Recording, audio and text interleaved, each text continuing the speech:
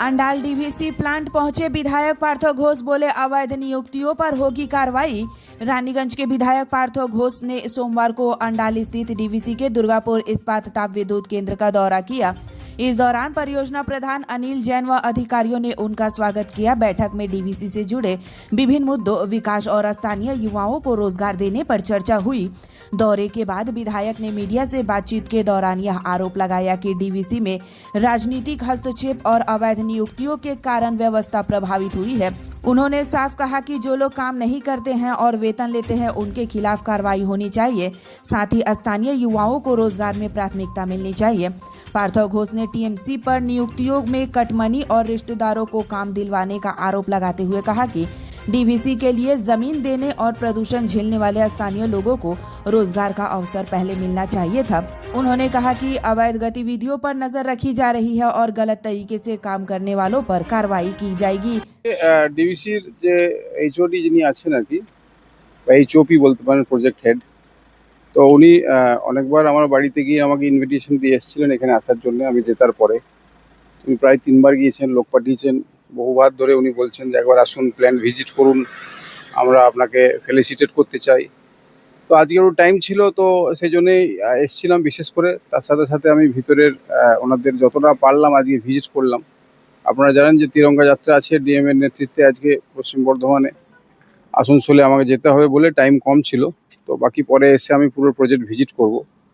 আর বাকি কিছু বিষয় ওনার সঙ্গে আলোচনা হলো, এরিয়া ডেভেলপমেন্ট আর তার সাথে সাথে কর্মসংস্থান কিভাবে কি এটাকে করা যায়।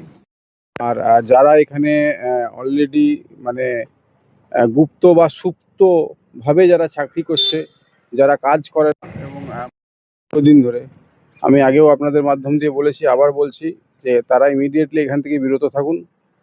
আর আপনারা নিজে সারেন্ডার হয়ে যান। সারেন্ডার না হলে আপনারা যতদিন ধরে অবৈধভাবে মাইনে আপনারা নিয়েছেন, সে মাইনে কিন্তু আপনাদের কাছ থেকে টেনে বের করা হবে।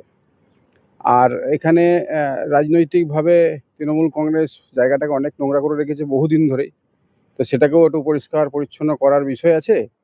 তো সব মিলিয়ে প্রথমবার আমি ডিভিসি তো ধরুন অনেকদিন আগে হয়েছে, তখন আমি এমএলএ ছিলাম না। এমএলএ হওয়ার পরেও ওনারা বলার পরে আজকে আমি টাইম পেলাম, আমি এসেছি। এবং এসে মূলত যে বিষয় হচ্ছে কর্মসংস্থান, মানুষের কীভাবে মানুষকে কাজ দেওয়া যায়, অবৈধভাবে যারা কাজ করছে কীভাবে তাদেরকে এখান থেকে ভাগানো যায়। আর তাছাড়া যে রাজনৈতিকভাবে জায়গাটাকে নোংরা করে রেখেছে সেটাকে কীভাবে শুদ্ধিকরণ করা যায়। কিভাবে এখানে লোকজন চাকরি করছে, এখানে দেখুন কিভাবে অবৈধভাবে বলতে, আপনি যদি গ্রামমণ্ডলে যান, গ্রামমণ্ডলকে উদাহরণ দিচ্ছি, বহু জায়গা আছে, গ্রামমণ্ডলে যদি যান দেখবেন এখানে লিস্টে গ্রামমণ্ডলের মোটামুটি 90% লোক কাজ করছে, এরকম শুনি আমরা। কিন্তু আমরা প্র্যাকটিক্যালি যখন দেখছি গ্রামমণ্ডলে সেরমভাবে যতটা আমাদের মনে হয় যে কাজ করে, ততটা কিন্তু লোক কাজ করে না। তার কারণ হচ্ছে এখন গ্রামমণ্ডলে ভাগ্নে, পিসির ছেলে, মাসির ছেলে খুব পরিমাণটা বেড়েছে আর কি, যারা অবৈধভাবে নাম লিখিয়ে রেখেছে এবং নাম লিখিয়ে রেখে তারা এখান থেকে মাইনে তুলছে এবং মাইনের একটা পার্সেন্টেজ কাটমানি বলুন সেটা তৃণমূলের পকেটে ঢুকতো। তো এই বিষয়গুলো আছে, এগুলো সার্বিকভাবে নজর রাখছি এবং তার বিরুদ্ধে যা যা করণীয় খুব শীঘ্রই আমরা করব, আপনারা দেখতে পাবেন। মানে লোকাল লোক পাচ্ছে না, ওই নেতাদের রিলেটিভরা পেয়ে যাচ্ছে। এক্স্যাক্টলি। ভাগ্নের সংখ্যা অন্ডাল গ্রামে মনে হয় সব এরিয়ার মধ্যে সব থেকে বেশি, এখন বেশি ভাগ্নে অন্ডাল গ্রামে, মানে ভাগ্নে এত বেশি বেড়েছে আর কি সংখ্যাটা। তো এইসব বিষয়গুলো আছে, এগুলো নিয়ে আমরা নজর রাখছি, আমরা রাজনৈতিকভাবেও দেখছি। প্রশাসনকেও বলেছিল নজর রাখার জন্য, কারণ ইলিগাল কাজ যদি কেউ করে তাতে প্রশাসনিকভাবেও যাতে টাইট দেওয়া যায় সেটা আমরা দেখছি। আর রাজনীতিকরণ সব জায়গাতেই হয়, এখানেও খুব ভয়ঙ্করভাবে হয়েছে। তো পশ্চিমবঙ্গ মানে রাজনীতির জায়গা, সিপিএম করেছে, পরবর্তীকালে তৃণমূল সেটাকে ফলো করেছে। আর আমরা চাইবো রাজনীতির মধ্যে দিয়ে মানুষের উন্নতি হোক আর মানুষের দুরবস্থা থেকে মানুষ এগিয়ে আসুক।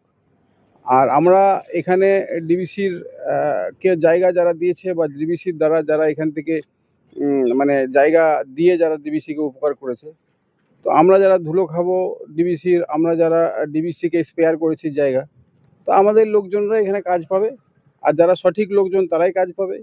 আর যারা বেঠিক লোক আছে সেগুলো কিভাবে টাইট করতে সময় দেন, আস্তে আস্তে সব করা হবে। খুব অল্প দিন আমার হয়েছে, তো 3 মাস হলো আপনাদের গভর্নমেন্ট আসা। 3 মাস ভ্যাকেন্সি মানে নিযুক্তি হয়েছে কর্মীদের কিছু না 3 মাসে আমাদের তো ট্রেড ইউনিয়ন ফরমেশন হবে, তো ট্রেড ইউনিয়ন ফরমেশনের প্রক্রিয়া অলরেডি মোটামুটি কমপ্লিটের মুখে 90%। কারণ হচ্ছে আপনারা জানেন যে আমাদের মাননীয় যিনি রাজ্য সভাপতি আছেন শ্রমিক ভট্টাচার্য মহাশয়, উনি পরিষ্কার পরিচ্ছন্ন বলেছেন যে আমাদের ভারতীয় জনতা পার্টির নিজস্ব কোনো ট্রেড ইউনিয়ন নেই আর থাকবেও না। যে ট্রেড ইউনিয়ন আছে সেটা বিএমএস করবে। তো আমাদের যে ট্রেড ইউনিয়ন আমাদের নেই, আমরা বিএমএসকে সাপোর্ট দিয়ে এখানে ট্রেড ইউনিয়ন বিএমএস এর খুব শীঘ্রই হতে চলেছে এবং তার হওয়ার সাথে সাথেই আমরা ইমিডিয়েটলি অ্যাকশনও শুরু করে দেবো। সেটা 7-10 দিনের মধ্যে থেকে আপনারা বুঝতে পারবেন।